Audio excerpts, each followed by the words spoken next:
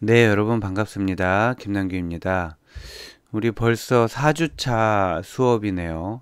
지금쯤이면은 수업도 수업이지만 우리 서로 좀 어느 정도 신뢰도 쌓이고 친밀감도 높아지고 해서 여러 가지 좀 재미있는 일들을 많이 만들어야 될 시기인데, 잘 아시다시피 직접 만나지 못하고 온라인으로만 이렇게 수업을 진행하게 되니까 정말 공부만 하게 되는 것 같습니다. 이미 그 학사공지 통해서 안내를 받으셨겠지만, 지금 이때쯤이면은 오프라인 수업이 가능하지 않을까 싶었는데, 일단 5월 9일까지 온라인 수업이 연장된 거를 여러분 다 받으셨을 거고요. 그 5월 9일 이후에는 당연히 이제 사태의 추이를 지켜보면서 학교에서도 방향을 결정할 것 같습니다. 그래서 여러 교수님들 그리고 여러 수강생분들 뿐만 아니라 대학 본부에서도 굉장히 오프라인 강의를 빨리 재개를 하고 싶어 하는데, 당연히 잘 아시겠지만 무엇보다도 건강과 안전이 우선이기 때문에 쉽게 결정할 수 없는 그런 부분들이 있습니다. 그럼에도 불구하고 저 온라인으로 영상을 통해서 여러분들 수업을 듣고 나면 요게 잘 전달이 될까? 여러분들이 과연 잘 듣고 계신가? 굉장히 궁금하기도 하고 염려가 되기도 했었는데, 다행히 여러 경로를 통해서 여러분들이 열심히 잘 듣고 계시고, 또 그를 통해서 또 뭐 궁금한 점들에 대해서 또 질문을 주고 하셔서 굉장히 좀 한편으로는 안심이 됩니다. 뭐 직접 이제 저와 연락을 주고받는 그런 학생들 같은 경우에는 뭐 이메일이나 전화를 통해서 물어보기도 하고요. 또는 우리 신입생분들 같은 경우에는 아직 제가 직접 만난 적은 없지만 또 그 개인적으로 그 이메일을 통해서 또 많이 질문을 주시기도 합니다. 그리고 지난주에는 제가 과제를 하나 드렸었잖아요. 과제는 물론 이제 뭐 좀 강제성이 있는 건 아니고요. 한번 여러분이 잘 따라하고 계신가 확인하는 차원에서 과제를 드렸는데, 아주 많은 인원은 아니지만 그래도 저, 어, 최근에 확인했을 때 6분이 이렇게 올리셨어요. 그래서 많은 인원은 아니지만 그래도 여러분들이 관심을 갖고 잘 참여하고 계신다라는 확신을 받았습니다. 네, 그 온라인 수업이 당초 예상보다 약간 길어지고 있기 때문에 저희 수업도 수업이지만 한번 좀 줌을 통해서라도 다시 한번 만나서 수업에 대한 질의응답도 다시 한번 받고, 또 수업뿐만 아니라 여러 가지 여러분들 그 대학원 생활이나 뭐 다른 주변 상황에 대해서 근황을 나누는 자리를 조만간 만들어 보도록 하겠습니다. 자, 오늘 수업은 클러스터링에 대한 부분입니다. 처음에 우리 개강하고 오리엔테이션 때 이 부분을 이제 시밀러리티와 클러스터링으로 나누어서 소개를 했었단 말이에요. 일반적으로는 제가 당시 뭐라고 말씀드렸냐면, 일반적으로는 클러스터링을 다루면서 그 안에서 시밀러리티를 다루는 게 맞는데, 그렇게만 하기에는 유사성이라는 게, 시밀러리티라는 게 클러스터링에만 사용되는 게 아니고 워낙 다양하게 중요하게 많이 사용되기 때문에 시밀러리티를 따로 떼어내서 설명드리겠다라고 학기 초에 말씀을 드렸습니다. 그래서 그렇게 강의 교환을 만들고 영상을 제작을 하려고 하는데, 클러스터링 얘기를 안 하고 시밀러리티부터 하려니까 갑자기 훅 들어가게 되는 거예요. 그래서 뭐 벡터 간 유사성이란 뭐냐? 뭐 이렇게 나오게 되니까, 그래서 다시 부득이하게 원상복귀해서 클러스터링을 먼저 설명을 드리고요. 그 안에서 시밀러리티를 조금 더 자세히 다루는 방향으로 하겠습니다. 그래서 시간이 좀 많이 걸릴 것 같아요. 뭐 초반부에는 클러스터링 개념에 대해서 다루고, 그다음 유사성에 대해서 좀 깊게 다루고요. 여기까지가 아마 한 파트 정도가 될 것 같고요. 그리고 그 이후에 실질적인 클러스터링 기법을 소개하고, 어떤 것이 잘된 클러스터링인지 평가하는 기준을 소개하는 방식으로 이번 주제에 대한 수업을 진행하도록 하겠습니다.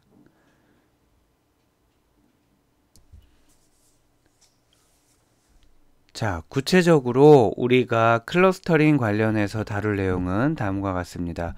우선 소개 인트로덕션 부분에서 클러스터링이 어떤 경우에 필요한지, 그리고 개념화, 컨셉츄얼라이제이션이라는 개념화라는 과정과 클러스터링이 어떻게 관련이 있는지, 그리고 클러스터링 관련된 이런저런 여러 이슈들을 간단히 살펴보도록 할 거고요. 그리고 결국에는 클러스터링에서부터는 매트릭스가 굉장히 많이 사용됩니다. 자, 행렬이죠. 매트릭스가 많이 사용되는데 데이터를 매트릭스로 나타낸 것, 그리고 이 데이터 매트릭스에 기반해서 디스턴스 매트릭스, 또 시밀러리티 매트릭스도 유사한 개념인데, 자, 이런 매트릭스가 어떻게 정의되고 어떻게 사용되는지를 알아보도록 하겠습니다. 그리고 핵심, 두 가지 핵심 내용 중에 하나, 첫 번째 핵심은 요 디스턴스고요. 두 번째 핵심은 클러스터링 메서드가 될 텐데, 자, 핵심 중에 하나인 디스턴스에 대해서 살펴보도록 하겠습니다. 객체들 간의 거리를 어떻게 측정할 건가? 거리를 언뜻 생각하면 우리 그냥 어떤 물건과 물건이 있을 때 줄자 가지고 재는 그게 거리잖아요. 그런데 우리가 객체들이 눈에 보이지도 않고 단순히 1차원, 2차원으로 나타나지도 않기 때문에 거리를 수식으로 측정할 수 있는 어떤 기준이 필요하게 되는데, 기준 중에 가장 널리 사용되는 게 이 위에 있는 그 유클리디언이죠. 민코브스키, 유클리디언, 맨하탄, 이런 거리 기준에 대해서 또 알아볼 거고요. 그리고 또 어떤 특정한 용도로 많이 사용되는 다른 기준들이 있습니다.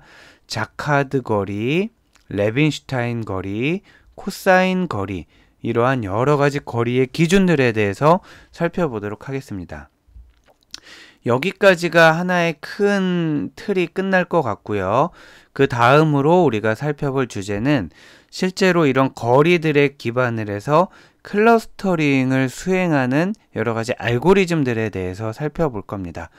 가장 대표적인 알고리즘을 두 개만 꼽는다면 하이어라키컬 메서드, 즉 계층적인 방법에 있는 덴드로그램이라는 방식이 있고요. 또 파티셔닝 메서드로 K-민즈라는 알고리즘이 있습니다. 그래서 클러스터링을 혹시 배워보신 분이 있다면은, 만약에 클러스터링에 대해서 알고리즘을 알고 있다, 한 번이라도 들어본 적이 있다 그러면 덴드로그램이나 K-민즈를 많이 들어보셨을 거예요. 그만큼 활용도가 높은 알고리즘이고, 가운데 있는 density based 메서드 db스캔 같은 경우에는 실제로 우리가 많이 사용한다라기보다는 덴드로그램과 K-민즈가 모든 걸 해결할 수 있는 건 아니겠구나, 또 다른 여러 가지 어프로치가 필요하겠구나 라고 느끼는 정도로 동기부여 차원에서 소개를 하도록 하겠습니다. 근데 클러스터링을 하고 나면 늘 맞닥뜨리는 문제가, 이 클러스터링이 잘 된 건지 안 된 건지 어떻게 알 수 있어? 예를 들면 누구는 클러스터를 3개로 묶었고, 아직 우리 배우지 않았지만, 자, 누구는 3개로 묶었고 누구는 30개로 묶었단 말이에요. 그러면은 3개로 묶은 게 잘 묶은 건지 30개로 묶은 게 잘 묶은 건지, 혹은 3개로 묶더라도 누구는 왼쪽 오른쪽 아래로 묶었을 거고 누구는 위 아래 오른쪽으로 묶었을 거고, 이런 식으로 다르게 묶을 수가 있다는 거죠. 그랬을 때 누가 더 예쁘게 묶었는지를 알기 위한 여러 가지 기준이 있습니다. 여러 가지 기준들에 대해서 살펴보도록 할 거고요. 하지만 이런 기준들이 있음에도 불구하고 사실은 클러스터링의 그 밸리더티, 품질에 대해서는 명확하게 얘기하기 쉽지 않은 것이 사실입니다. 자, 그리고 클러스터를 소개하는 방법, 요거는 간단하게 이런 관점이 있다라는 정도를 다룰 텐데요. 클러스터링을 소개를 할 때는 특성화 관점과 차별화 관점, 이렇게 두 가지 관점에서 클러스터를 디스크라이브 하게 되겠습니다. 자, 본론으로 들어가서 클러스터링이 어떤 경우에 필요한지에 대해서 간단한 모티베이팅 이그젬플을 살펴보겠습니다.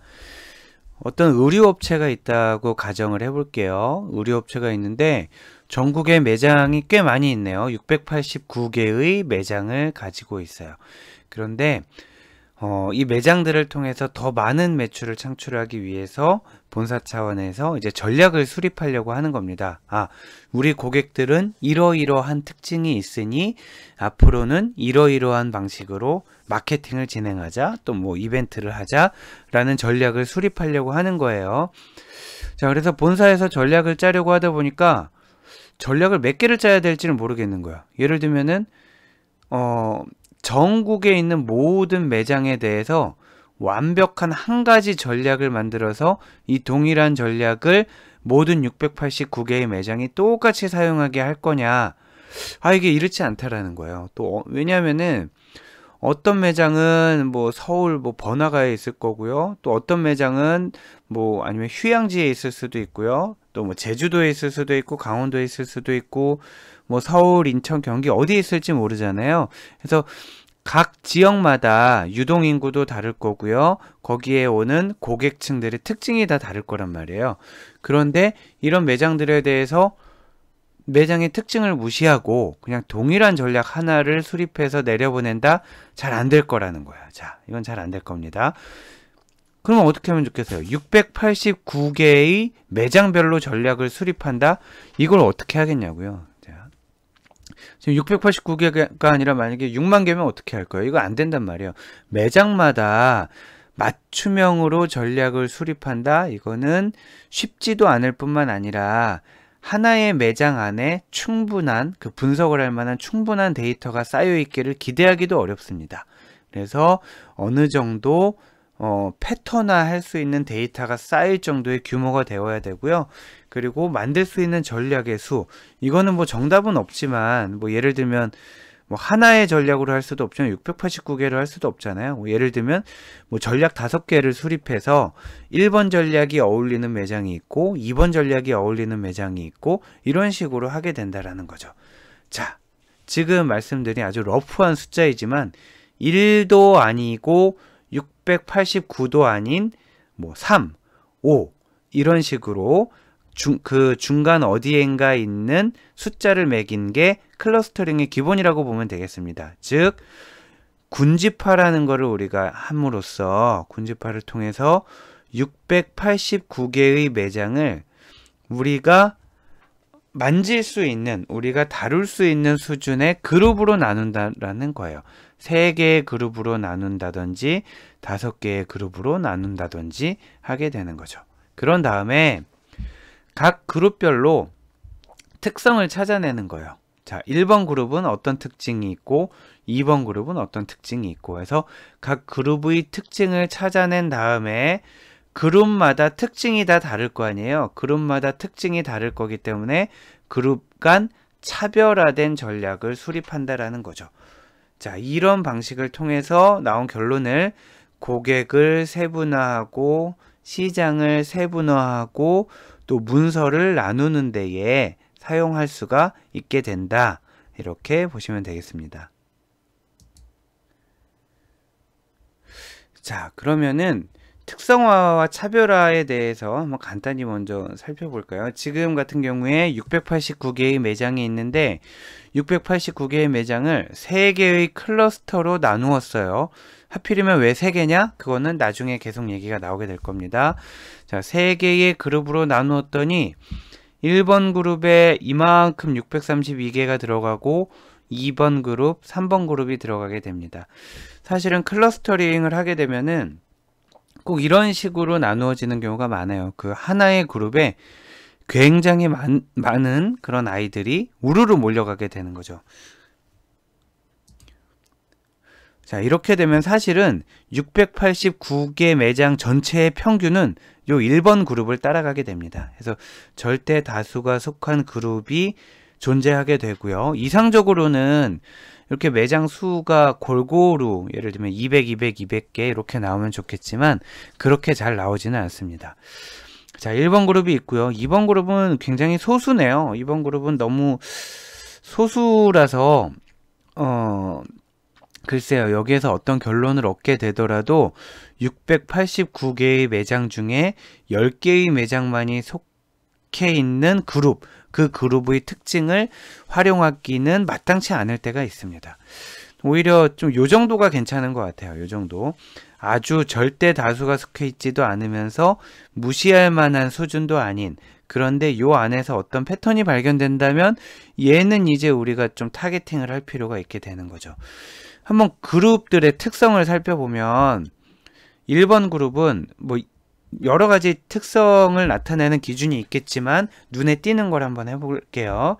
자, 1번 그룹의 경우에는 매출의 그 품목별 판매 비율이 순서별로 레저, 오리지널, 스트레치, 패션 순으로 매출이 높다라는 특성이 있다. 자, 두 번째. 근데 1번 같은 경우가 아까 그 전체 평균을 끌고 간다고 그랬죠. 두 번째도 보면 레저, 오리지널, 스트레치, 패션 순으로 나타난다라는 특성이 있다. 1번 그룹의 특성도 알아봤고 2번 그룹의 특성도 알아봤어요. 근데 똑같잖아요. 자, 비율은 물론 다르지만 순위가 레저, 오리지널, 스트레치, 패션 이러한 순위를 갖는 특성이 있는데 1번 그룹과 2번 그룹은 똑같아요. 그러면 1번 그룹과 2번 그룹은 그 면에서는 차별화되지 않는다라는 거죠. 자, 무슨 뜻이냐면 품목별 판매 비율이 이 그룹에 대한 특성을 나타낼 수는 있지만 현재는 차별화된 포인트로 사용될 수는 없는 상황입니다. 3번을 볼까요? 3번을 보면은 레저, 오리지널, 여기서 순위가 바뀌었네요. 레저, 오리지널, 패션, 스트레치 순서대로 품목별 판매 비율이 구성되어 있고요. 이렇게 구성되어 있다라는 거는 3번 그룹의 특성이기도 하면서 다른 1번이나 2번 그룹에 비해 3번 패션이 차지하는 비율 혹은 순위가 다른 데에 비해서 높잖아요. 이런 경우에는 3번 그룹이 다른 매장들에 비해서 차별화 포인트를 갖는다라고 얘기를 할 수가 있겠습니다. 자, 클러스터링을 소개할 때 특성화 관점에서 소개할지 차별화 관점에서 소개할지에 대한 이슈가 있다는 걸 설명을 드렸고요. 요 논의는 이후 뒷부분에서 다시 진행하도록 하겠습니다. 자, 다음으로 우리가 다룰 주제는 다소 철학적인 주제라고 볼 수 있습니다. 개념화, 컨셉츄얼라이제이션이라고 보시면 되겠고요. 우리가 어떤 사물이나 현상을 접하고 나서 이를 받아들인 다음에 체계화해서 지식화하는 그런 과정을 개념화라고 우리가 얘기를 할 수 있겠습니다. 자, 한 가지 여기 질문을 제가 던졌는데요. 암이 이게 발음이 어떻게 되나요? 발음이 그냥 암 하면은 이거랑 구분이 안 되는데요. 암하고 구분이 안 되고 뭐 아름 해야 되나요? 네. 아무튼 암이란 무엇이냐에 대해서 질문을 던지고 있는데 지금 여기 화면에 보시는 요 한자는 한자 요즘 점점 더 많이 안 쓰게 되는 것 같아요. 그래도 요 한자는 여러분들 예전에 공부하실 때 많이 보셨을 텐데 풀해자입니다. 풀해자. 그래서 뭐 해법을 마련하다 할 때 풀해자가 되겠고요. 얘를 한자 풀이를 하는 여러 가지 그 책이나 사전을 보게 되면 이 소가 있죠. 소가 있고 얘는 뿔각이 되겠고 소우, 뿔각, 나눌도 이렇게 되겠습니다. 그래서 문제를 푸는데 문제를 해결하는데 왜 칼이 나오고 소가 나오고 뿔이 나오냐 하면 요 한자를 만들 당시의 사람들의 생각으로는 자, 소의 뿔을 칼로 나누는 과정. 자, 소를 이제 해체를 하는 거예요. 좀 잔인하지만 소를 해체를 할 때 뿔을 해체하는 과정을 보고 요 해라는 단어를 만들게 된 겁니다. 즉, 이 당시에 문제를 해결하는 그 가장 근본 시작은 뭐라고 생각했냐 하면 나누는 거라고 생각을 했다라는 거죠. 자, 나누는 거 자체가 문제의 해결의 기본이다라고 생각을 했고요. 혹시 그 전산 쪽 이렇게 백그라운드가 있으신 분들은 그 이렇게 문제 풀이하는 과정 중에 divide and conquer라는 거를 많이 들어보셨을 텐데, 어떤 문제를 해결할 때 전체를 바라보는 것도 중요하지만 실제로 이제 솔루션을 만들 때는 강론으로 들어간다라는 거죠.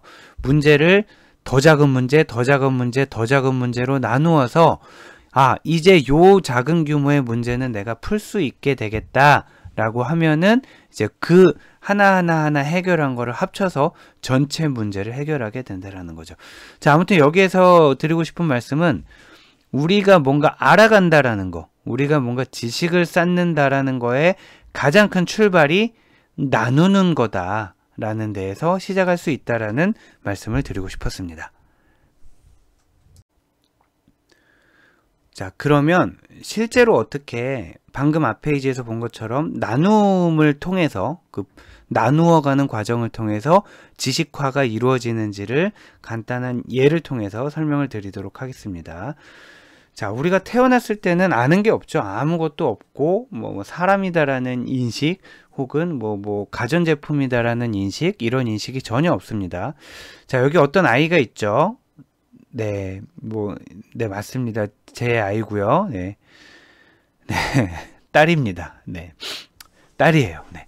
아무튼 그런데 요 아이가 태어났을 때는 아무 인식이 없단 말이에요. 그런데 주위를 막 보게 되는 거죠. 예를 들면 뭐 어떤 배를 보게 되고요. 또 생수통도 보게 되고, 아이스크림도 보게 되고, 연예인도 보고, 뭐 운동선수도 보고, 뭐 다 보게 돼요. 근데 일단 봤을 때는 아무 느낌이 없어요. 뭐 먹는 거라든지, 뭐 타는 거라든지, 빠르다든지, 딱딱하다든지 아무 느낌이 없고, 그냥 이런 게 있구나, 이런 게 이 세상에 존재하는구나 라고 객체를 인식하는 단계가 이제 첫 단계라는 거죠. 그런데 이 세상에는 정말 많은 객체들이 있을 거 아니에요. 우리가 눈치채고 있는 객체, 그렇지 못한 객체에서 객체의 수가 몇 개나 될까요? 감을 잡을 수가 없을 정도로 많잖아요. 그것들을 하나하나 다 인식할 수는 없다라는 거예요. 그래서 어느 단계가 되면은 본능적으로 그룹화를 하게 되는 겁니다. 자, 본능적으로 얘와 얘는 왠지 좀 유사해. 그리고 얘와 얘도 처음에는 얘는 그냥 물 위에 있는 걸 봤고, 얘는 철길 위에 있는 걸 봤고, 얘는 도로 위에 있는 걸 봤고, 다 다른 애인 줄 알았는데 나중에 좀 살다 보니까 이런 다른 여러 가지 객체들과 어울려서 봤을 때는 얘네 셋은 그래도 좀 비슷한 것 같아. 그리고 얘네도 비슷한 것 같고, 얘네도 비슷한 것 같고, 요 가제가 좀 애매하네요. 가제가 위로 붙을지 아래로 붙을지 좀 애매하고요. 자, 지금 하는 과정은 유사한 것들을 묶는 과정이 되겠습니다. 그리고 제가 이거를 상이한 것을 나눔이라고 표현을 했잖아요. 이게 굉장히 저는 철학적이라고 생각해요. 자, 이 유사한 것을 묶는 게 어떻게 상이한 것을 나누는 거냐. 지금 보면 반대말이 두 개나 나온단 말이에요. 유사한 거를 하냐, 상이한 걸 다루냐, 묶을 거냐, 나눌 거냐. 반대말 두 개가 있으니까 위와 아래는 정말 다른 말 같아 보이지만 사실은 같은 말이 된다라는 거예요. 왜냐하면 유사한 것을 묶었죠. 유사한 것을 묶고, 또 이거 다 묶을까요? 유사한 것을 이렇게 묶었어요. 유사한 것을 묶었더니 결국엔 이렇게 구분이 됐다라는 거죠. 자, 우리가 뭔가 묶는다라는 거에는 멀리서 바라봤을 때는 밑에서 바라볼 때는 우리는 묶고 있는 작업을 하는 거지만, 보다 멀리서 떨어져서 바라봤을 때는 얘는 나누는 작업을 하고 있다라는 거예요. 자, 해서 동일한 작업에 대해서 이걸 묶는 작업이라고도 얘기를 하고 나누는 작업이라고도 얘기를 하고, 얘가 이제 클러스터링에 해당이 되는 겁니다. 자, 해서 지금 단계는 앞부분에서 객체를 인식했고요. 개별 객체를 인식했고요. 그리고 이번에는 그 객체들끼리 유사한 것들을 묶는 과정을 우리가 진행을 하게 된다는 거죠. 네, 아까 그 아이 맞습니다. 훨씬 안심이 되죠. 네, 아까 그 아이가 맞고요. 자, 그럼 방금 앞 단계에서 했던 일들 있잖아요. 앞 단계에서 우리가 그룹화를 했으니까 여러 그룹이 나왔을 텐데 각 그룹에 대해서 뭐 1번 그룹, 2번 그룹 이렇게 얘기할 수는 없잖아요. 어느 그룹을 말하는지 모르니까 그 그룹의 이름을 붙이고 싶은 거예요. 그 그룹에 아까 우리는 알잖아요. 얘는 식물, 얘는 동물, 뭐 사람도 동물이니까 얘는 식물, 얘는 동물, 뭐 얘는 교통수단 이런 식으로 이름을 붙이고 싶은 거예요. 자, 이름을 붙이기 위해서는 먼저 그 그룹의 특성을 찾아낸다라는 거죠. 아, 이 그룹은 모두 생명이 있는 그룹이었네. 그러면 얘네를 생물이라고 붙이자. 이 생물 중에는 움직이는 게 있고 움직이지 못하는 게 있네. 움직이는 거는 움직일 동자를 써서 뭐 동물이라고 하고, 움직이지 못하는 건 어디 심어져 있잖아요. 그러니까 뭐 플랜트 해서 심겨질 식 해서 맞나요? 한자가? 자, 식물이라고 부르자라는 거죠. 그 생물이 있으면 반대로 생물이 없는 게 있잖아요. 무생물이 있고요. 이 중에 먹을 수 있는 거와 먹을 수 없는 게 있었던 거예요. 먹을 수 있는 거는 자, 음식이라고 우리가 이름을 붙였고, 먹을 수 있는 거 중에서 액체로 된 걸 음료수라고 붙이고, 또 녹는 거를 아이스크림이라고 붙인 겁니다. 아까 먹을 수 없는 거, 지금 보면은 무생물 중에, 무생물이 이렇게 있죠. 무생물 중에 먹을 수 없는 거 이렇게 있잖아요. 무생물 중에 먹을 수 없는 거. 얘네가 교통수단이었어요. 그래서 먹을 수 없는 것에 대해서는 우리가 교통수단이라고 이름을 붙였고요. 이게 어떤 의미를 갖냐면, 우리가 지금까지 파악한 객체가 이게 다라면, 그리고 얘를 가지고 유사한 것끼리 묶어서 나름대로의 기준을 만들었다면 이런 게 가능한 거죠. 밑에 보면 생명이 없으면서, 여기죠. 생명이 없으면서 먹을 수 없는 거는 교통수단이다. 이러한 나름대로의 지식 체계를 갖추게 된 거라는 거죠. 자, 이렇게 지식을 갖추게 되면, 즉 분류 기준, 분류 체계를 갖추게 되면 내가 태어나서 본 적이 없는 새로운 객체를 발견했을 때도 기존의 체계 안에 넣을 수가 있게 된다는 거죠. 비행기는 자, 지금 처음 본 거예요. 얘는 딱 보니까 살아있지 않아요. 그리고 살아있지 않죠. 살아있지 않고 먹을 수가 없어요. 그러면 교통수단, 네, 이건 내가 처음 본 교통수단이군 하고 얘기를 하게 되는 거예요. 노트북을 봤어요. 노트북을 봤는데 얘는 살아있지 않아요. 그리고 먹을 수도 없어요. 얘도 새로운 교통수단이군, 이렇게 하게 된다는 겁니다. 자, 여기에서 말을 하려고 하는 건 뭐냐면, 앞 페이지까지에서 우리가 어떤 객체를 인식을 하고요. 그 객체들을 유사한 것끼리 묶었잖아요. 그리고 나서 그 유사한 것들에 대해서 이름을 붙였잖아요. 그 이름을 붙인 것까지가 우리가 지식 체계를 갖춘 거라고 생각하면, 그 다음에 새로운 객체들을 계속 만났을 때 사람이 기본적으로 하는 일은 내가 가지고 있는 분류 체계, 개념 체계에 새로 우리가 발견한 거를 집어넣으려고 하는 거예요. 그래서 얘네가 두 개가 다 교통수단으로 들어가게 되는 거죠. 자, 근데 지금 틀렸잖아요. 노트북을 어떻게 타고 다니겠어요?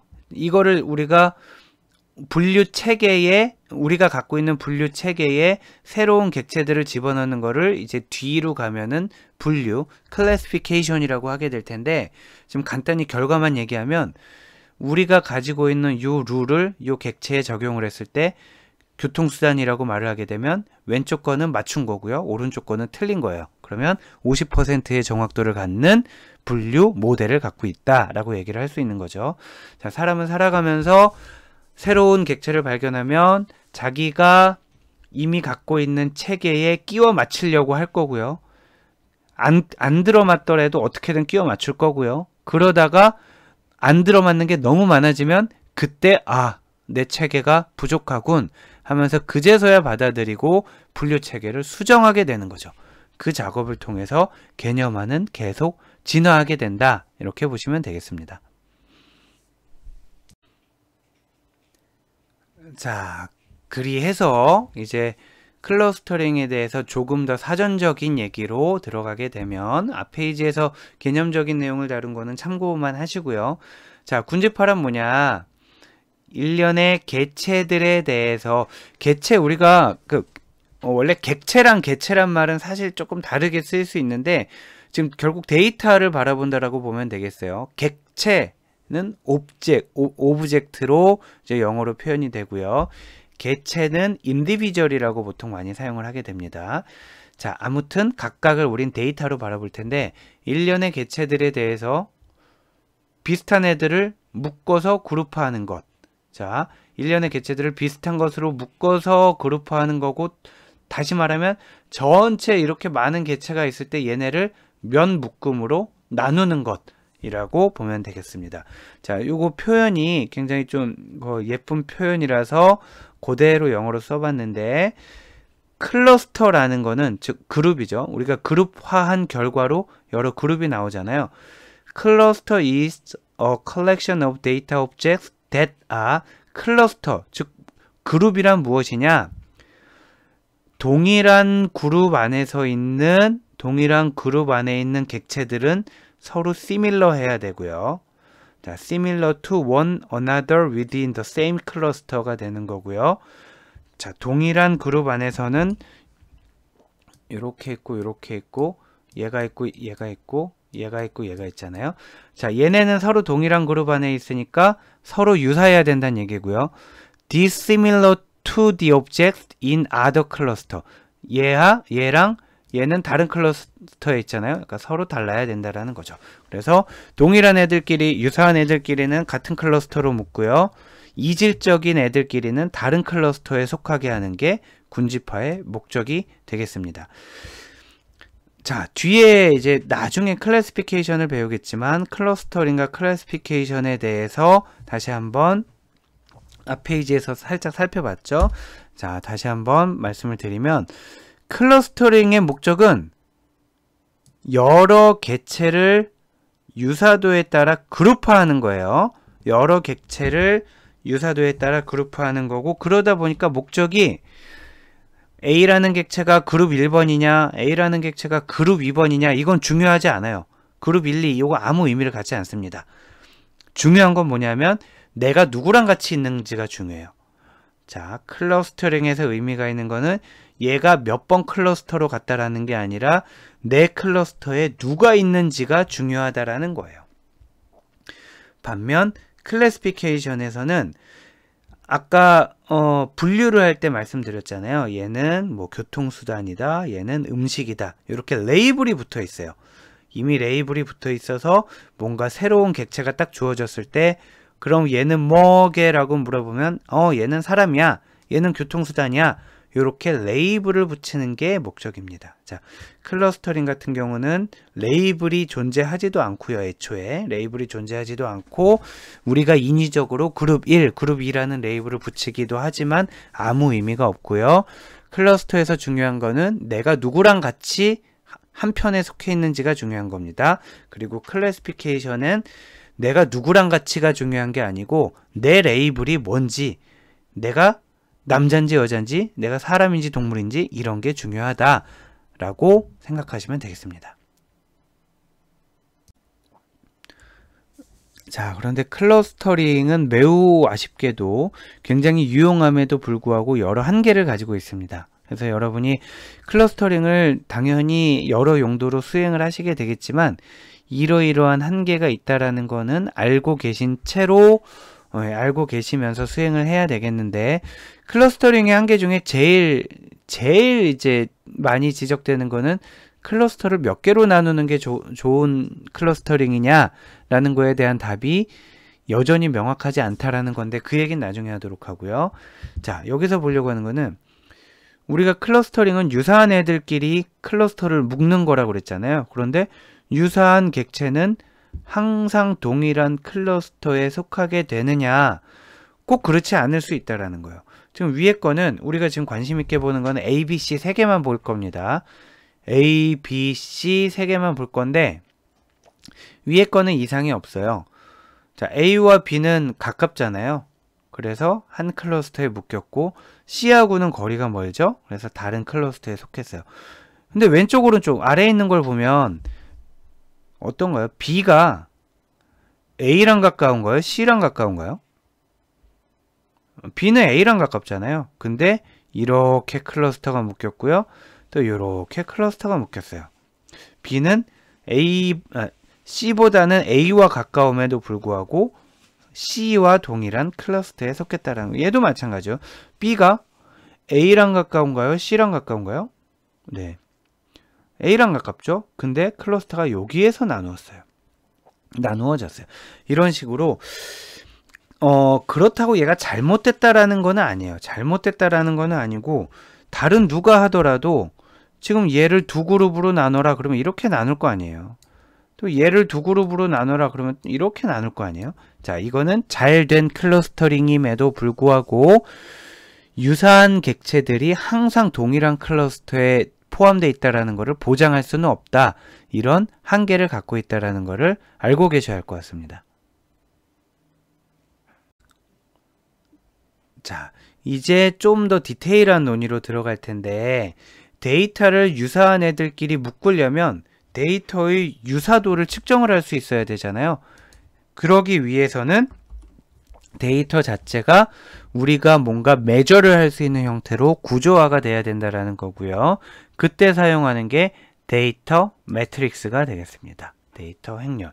자, 여기에 왼쪽 아래에 보시는 바와 같이 데이터 매트릭스라는 거는 데이터 하나, 옵젝이라고도 하고 인디비주얼이라고도 하고 뭐 데이터라고도 할 수 있겠습니다. 예를 들면 사람 1명, 2명, 3명이 될 수도 있는 거고요. 아니면은 뭐 컴퓨터 첫 번째 컴퓨터, 두 번째 컴퓨터, 세 번째 컴퓨터 이렇게 될 수도 있어요. 자, 그러면은 이 객체를 우리는 어떤 변수들로 설명을 하게 된다라는 거죠.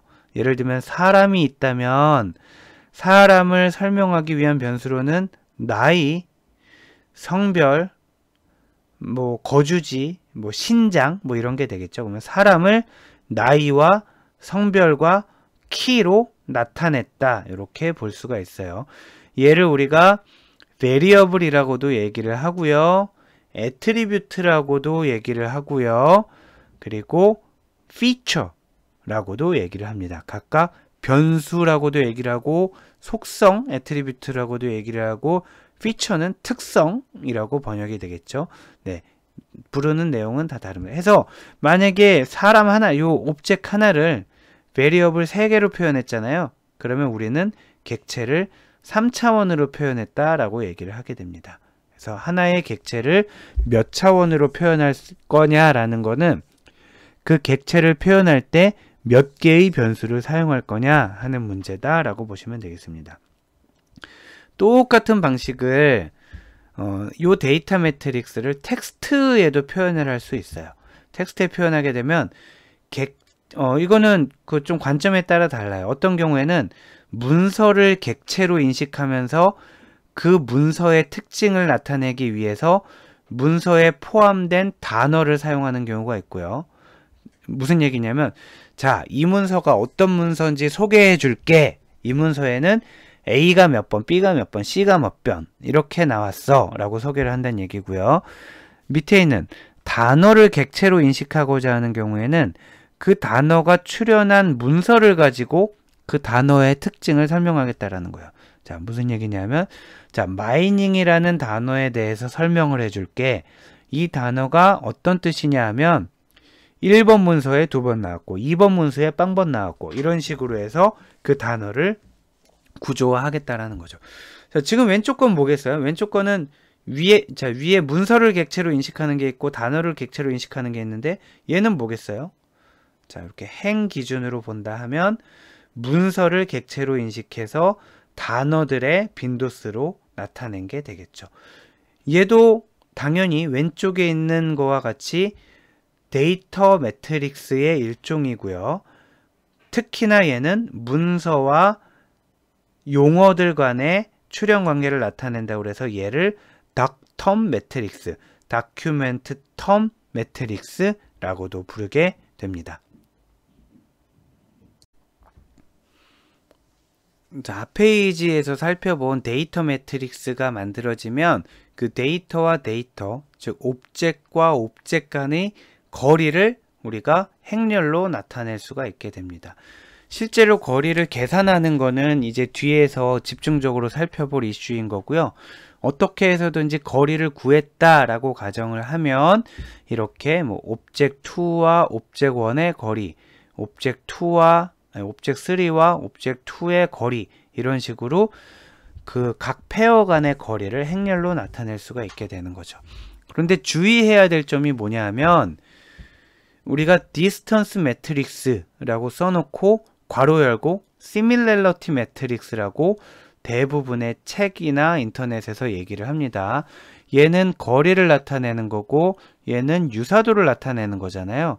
사실은 반대 개념인 거예요.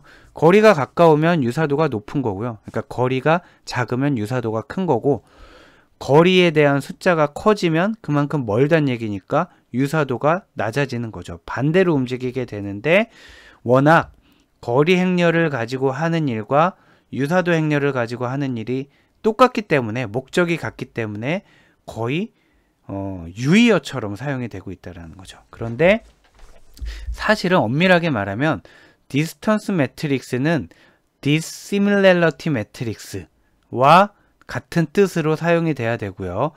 얘에 대해서 반대로 계산을 한 거, 반대라는 게 1에서 요 숫자를 빼는 게 됐을 수도 있고 분자분모를 바꾸는 게 될 수도 있겠죠. 아무튼 해서 얘와 반대되는 개념으로 시밀래러티 매트릭스를 써야 되는데, 문제는 많은 자료들이 이렇게 테이블을 만들어 놓고 얘를 가지고 디스턴스 매트릭스라고 이름을 붙이기도 하고 시밀래러티라고 붙이기도 하고요. 또 얘도 디스턴스라고도 하고 얘를 시밀래러티라고도 한다라는 거예요. 그런데 여러분들은 이 안에 있는 숫자가 디스턴스를 얘기하는 건지 시밀래러티를 얘기하는 건지를 이름에 현혹되지 말고 요 수치를 보고 찾아야 되는 겁니다. 자, 요 수치를 보고 얘가 지금 디스턴스를 얘기하는 건지 시밀래러티를 얘기하는 건지를 알아야 옵젝트 2와 제일 가까운 옵젝트, 여기서 뭐 예를 들어 옵젝트 1과 제일 가까운 옵젝트를 찾아라 라고 하면은 이 숫자가 큰 걸 찾을 건지 작은 걸 찾을 건지 결정해야 되잖아요. 자, 그래서 여기 있는 숫자들이 디스턴스를 나타내는 건지 시밀래러티를 나타내는 건지는 이 테이블의 이름에 현혹되지 말고 값을 보고 판단을 해야 되는데, 어떻게 하냐면 누구겠어요? 지금 거리를 나타낸 게 왼쪽일까요? 오른쪽일까요?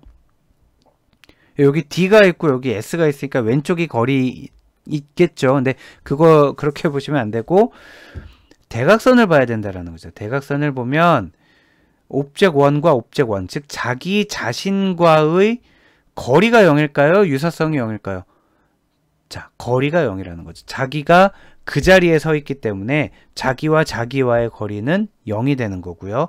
얘는 자기와 자기와의 유사성은 1이 되는 겁니다. 자, 유사성은 제일 높을 때 1인데 세상에 자기만큼 자기랑 더 닮은 사람이 어디 있겠어요? 그래서 대각선이 1이면은 얘는 유사도를 나타내는 행렬이고요. 대각선이 0이면은 얘는 거리를 나타내는 행렬이다. 이렇게 여러분이 한 번 더 확인을 꼭 하셔야 됩니다. 자, 다음으로는 오늘 주제의 가장 어려운 부분이면서 핵심인 거리를 계산하는 법, 거리 척도의 기준에 대해서 살펴볼 텐데, 자, 첫 번째는 구간 변수에 대해 거리를 측정하는 방법을 볼 예정이고요. 다음으로는 바이너리 베리어블에 대해서 살펴볼 거고, 그리고 노미널 베리어블의 거리는 어떻게 측정하는지 보도록 할 겁니다. 그리고 약간 활용도는 낮지만 그 순서 변수 오디널 베리어블의 경우에는 거리 측정을 어떻게 할 거냐를 살펴볼 거고, 실제로 데이터들은 한 가지 타입의 변수만 있는 게 아니라 사람의 경우도 그렇잖아요. 사람의 경우도 뭐 나이라는 숫자 변수가 있고 또 성별이라는 바이너리 변수가 있고 혈액형이라는 노미널 변수가 있어서 여러 유형의 변수가 혼합되어 있을 때 이 사람과 저 사람의 거리를 어떻게 잴 거냐 라는 방법을 두 가지 정도 살펴볼 거고요. 그 이후에 지금까지 이제 살펴본 것들은 변수 타입에 대해서 어떻게 거리를 측정을 할 거냐를 보는 거고요. 그 이후에 살펴볼 거는 실제로 구체적인 활용 목적으로 더 많이 사용되는 것들. 예를 들면 집합간 유사도 측정에는 자카드 거리가 사용되고요. 또 시퀀스를 비교할 때는 레빈슈타인 거리가 사용되고, 또 문서 간의 유사도를 측정할 때는 코사인 거리라는 게 사용되는데, 이런 거리를 측정하는 좀 실제로 사용되는 그런 기준들에 대해서도 살펴보도록 하겠습니다. 자, 우선 첫 번째로 살펴볼 변수는 이제 구간형 변수가 되겠습니다. 구간형 변수는 기본적으로 숫자로 나타나 있고요. 숫자로 나타나 있는 것 중에 그 구간, 그 차이가 의미가 있는 변수들을 나타내는 거죠. 예를 들면 180cm인 사람과 170cm인 사람은 10cm의 차이가 있다라는 게 의미를 갖잖아요. 이렇게 사칙 연산이 가능한 변수를 구간형 변수라고 하고요. 우리가 구간형 변수들의 거리는 이미 어릴 때부터 잘 구해왔어요. 어릴 때부터 구해왔고, 어떤 방법으로 구해왔냐면 유클리드 거리, 즉 유클리디안 거리라는 걸로 구해왔어요. 여러분 모두가 한 번씩은 해봤습니다. 자, 예를 들면 이래요. 여기에 어떤 점이 있고요. 자, 여기가 0,0이라고 하겠습니다. 그리고 여기 있는 점은 4,0이라고 하고요. 그리고 여기 있는 점은 0,3이라고 하겠어요. 자, 그러면은 이 거리는 4라는 거를 우리가 알고 있잖아요. 이 거리가 4라는 거를 알고 있고, 이 거리는 3이라는 거를 알고 있어요. 그러면 자, 이 거리, 지금 물음표로 나타낸 이 거리가 얼마일까요? 하게 되면은, 이 거리가 얼마일까요? 라고 하게 되면은 여러분들은 어떻게 구했었냐 하면 루트 4의 제곱 더하기 3의 제곱 해서 루트 25니까 답은 5 이렇게 됐잖아요. 그래서 이 길이는 5가 됐었죠. 피타고라스 정리잖아요. 피타고라스 정리. 자, 빗변의 제곱은 가로의 제곱 곱하기 세로의 제곱이다. 뭐 해서 이렇게 피타고라스 정리가 나왔었죠. 지금 이렇게 구한 방식이 유클리디안 디스턴스라는 방식입니다. 유클리디안 디스턴스. 즉 예를 들어서 지금 화면에 보시는 것과 같이 A1이라는 데이터가 있고 A2라는 데이터가 있을 때, 얘네들 사이의 거리를 구하고 싶을 때 유클리디언 디스턴스가 하는 방식은 뭐 A1과 A2의 X축의 차이의 제곱을 하고요. 또 Y축의 차이의 제곱을 하고요. 또 X축의 차이의 제곱을 해서 다 더한 다음에 루트를 씌우는, 요게 바로 유클리디안 거리를 구하는 방식이 되겠습니다. 자, 요렇게 하는 게 유클리디안 방식이고 우리가 익숙한 방식이고요. 또 이거 못지않게 많이 쓰이는 걸로 맨하탄 디스턴스라는 게 있습니다. 맨하탄 디스턴스는 보통 변수가 굉장히 많을 때는 유클리디안보다 더 맨하탄이 적합하다.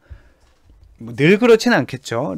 늘 그렇진 않겠지만 변수가 많을 때 맨하탄이 더 적합하다라고 알려져 있습니다. 자, 보면 똑같이 이 그림에서 A1과 A2 사이의 거리를 구하려고 하는데 있는 길로만 가야 된다라는 거예요. 있는 길로만, 즉 축을 따라서만 움직여야 된다는 겁니다. 보면 여기서 A1에서 A2까지 가기 위해 이만큼 이동하고요. 그 다음 또 이만큼 이동하고 또 이만큼 이동을 해요. 이렇게 가는 길이 존재하지 않습니다. 자, 존재하지 않아서 이렇게 축을 따라서 가는, 얘를 맨하탄 거리라고 하고요. 실제로는 계산을 어떻게 하냐면 두 객체가 있을 때 X축의 차이가 얼마나 나는지 계산하고요. Y축에 계산하고 Z축을 계산을 한 다음에 걔네들 차이의 절대값을 그냥 단순 썸을 하면 그게 맨하탄 디스턴스가 되겠습니다. 사실은 유클리디안 디스턴스와 맨하탄 디스턴스는 2차원, 1차원으로 특수한 상황이 주어져 있는 거고요. 이거를 n차원으로 일반화한 게 민코브스키 거리가 되겠습니다. 민코브스키 거리는 첫 번째 차원의 차이에다가 p승, 두 번째 차원의 p승, n번째 차원까지 p승, 그런 다음에 전체를 더한 거에 루트 p를 씌우는 일반화된 공식이 민코브스키의 공식이 되겠습니다. 그래서 민코브스키, 유클리디안, 맨하탄이 다 따로 존재하는 게 아니고요. 민코브스키 거리에다가 p에다가 1을 집어넣게 되면 맨하탄이 되는 거고요. p에다가 2를 집어넣게 되면 유클리디안이 되는 거예요. 그래서 유클리디안 디스턴스를 흔히 L2 디스턴스라고 하고 맨하탄 디스턴스를 L1 디스턴스라고 한다. 이렇게 이해하시면 되겠습니다. 당연히 우리가 어떤 두 점이 주어졌을 때 얘네를 맨하탄으로 계산을 하는 거랑 유클리디안으로 계산하는 거는 값의 차이가 나요. 값의 차이가 나는데 과연 클러스터링 결과에도 영향을 미치는지 한번 보고 싶어요. 무슨 얘기냐면 클러스터링 결과에 영향을 미친다면은 지금 x1을 기준으로 하려고 합니다. x1을 기준으로 할 때 x1이 x2랑 더 가까운지 x3랑 더 가까운지를 살펴보려고 하는데, 예를 들면은 맨하탄으로 했더니 x2하고 더 가깝고 유클리디언으로 했더니 x3랑 더 가깝고, 이런 식으로 누구랑 더 가까운지도 과연 바뀔 건지, 아니면 숫자 자체는 바뀌지만 누구랑 더 가까운지는 안 바뀌는지를 한번 같이 계산해 보도록 하시죠. 자, 한번 x1과 x2에 대해서만 해보도록 하겠습니다. 자, x1과 x2에 대해서만 살펴보면 맨하탄 거리를 구해볼까요? 맨하탄 거리를 구해보면 첫 번째 x축에 대해서 1하고 2잖아요. 그러니까 차이가 1이겠네요. 1 더하기, 그 다음 y축은 어떻게 되죠? 2하고 3이니까 또 차이가 1이네요. z축은 어떻게 되죠? 2하고 1이니까 차이가 1이네요. 자, 그래서 맨하탄 거리가 3이 나왔습니다. 자, 얘는 지금 x1과 x2의 맨하탄 거리가 되는 거예요. 그럼 x1과 x2의 유클리디안 거리를 구해볼까요? 유클리디안 거리는 각각 차원의 차이는 위와 똑같죠. 1, 1, 1이잖아요. 그러니까 1 더하기 1의 제곱이죠. 사실은 1의 제곱 더하기 1의 제곱 더하기 1의 제곱에다가 루트를 씌우면 되니까 얘는 루트 3이 되는 거예요. 자, 얘는 지금 1과 2, x1과 x2의 유클리디안 거리입니다. 자, 이런 식으로 한번 구해볼까요? 이런 식으로 한번 구해보면은 이번에는 x1과 x3에 대해서 한번 해보세요. x1과 x3에 대해서 해보시면, 자, x1과 x3에 대해서 한번 해보시면, 첫 번째는 2 빼기 1이니까 차이는 1이고요. 그 다음에 3 빼기 2니까 차이는 1이고요. 1 빼기 4니까 차이는 3이 되는 거죠. 자, 절대값으로 하는 거죠. 그래서 맨하탄 디스턴스는 3, 4, 5 해가 돼서 맨하탄 디스턴스가 됩니다. 그럼 유클리디안은 어떻게 되느냐? 1의 제곱 더하기 1의 제곱 더하기 3의 제곱이니까 얘는 루트 11이 되는 거죠. 루트 11 해서 유클리디언은 얘가 되는 겁니다. 자, 그러면은 지금 남아있는 얘네만 비교를 하는 거죠. 이 결과값만 비교를 해봤을 때 맨하탄 거리로 하면 누가 더 커요? 맨하탄 거리로 하면 얘가 더 크고요. 즉 그 말은 뭐냐면 맨하탄 거리를 기준으로 했을 때는 죄송합니다. 자, 지금 뭘 비교해야 되냐면 얘하고 비교하는 겁니다. 맨하탄 거리는 얘는 3이고 얘는 5란 말이에요. 자, 맨하탄 거리를 기준으로 했을 때는 얘가 더 작기 때문에 x1은 x2랑 더 가깝다라고 할 수 있어요. 자, 그런데 유클리디안 거리로 계산을 해볼까요? 유클리디안 거리로 계산을 해보면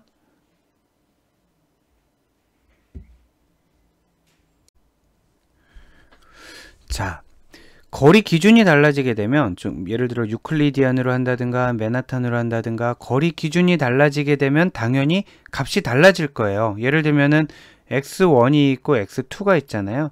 x1이 있고 x2가 있는데 얘네 둘 사이의 거리를 구하라 그러면은 유클리디안으로 구할 때랑 맨하탄으로 구할 때가 다를 거란 말이에요.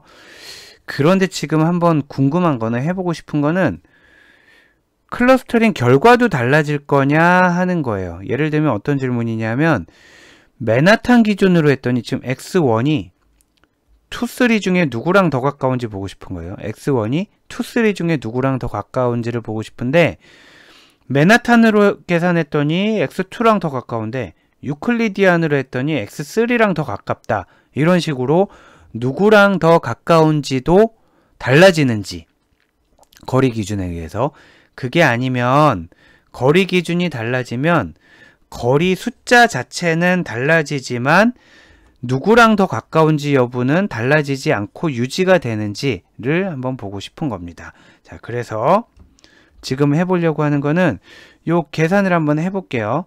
자, x1이 이렇게 주어져 있고요. x1이 주어져 있고요. x2와 3가 주어져 있을 때 한번 x12, x13의 맨하탄 거리와 유클리디안 거리를 구해보도록 할게요.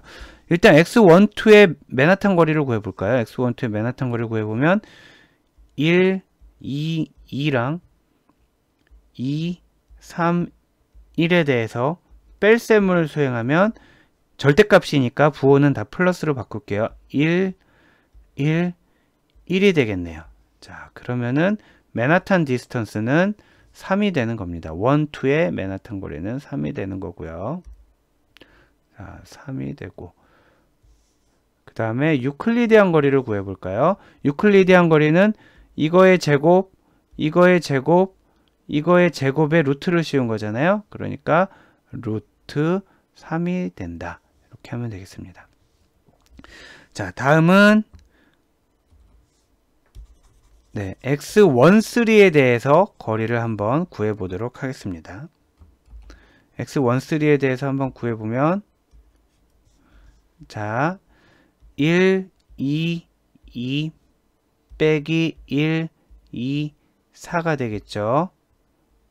그러면은 0, 0 절대값으로 쓸게요. 2가 되겠습니다. 그러면은 맨하탄 디스턴스는 다 더한 2가 되겠고요. 유클리디안 디스턴스는 루트 0의 제곱, 0의 제곱, 2의 제곱이니까 루트 4. 즉 2가 되겠지만 그대로 둘게요. 자, 그러면은 맨하탄 디스턴스 기준으로 보면 위에 게 더 크고요. 유클리디안 디스턴스 기준으로 보면 아래 게 더 큽니다. 즉 여기에서 결론은 뭐냐면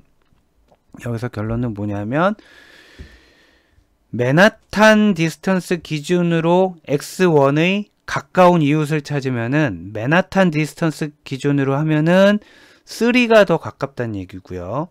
유클리디안 기준으로 x1의 친구를 찾으면은 2가 더 가까워진다라는 거예요. 즉 거리 측정 기준은 숫자만 바뀌는 게 아니라 누구랑 더 가까운지, 즉 클러스터링 결과에도 영향을 미친다라는 사실을 여러분이 알고 계셔야 되겠고, 그렇기 때문에 여러 가지 알고리즘을 돌릴 때 거리 기준을 정확한 걸 써야 된다라는 거죠.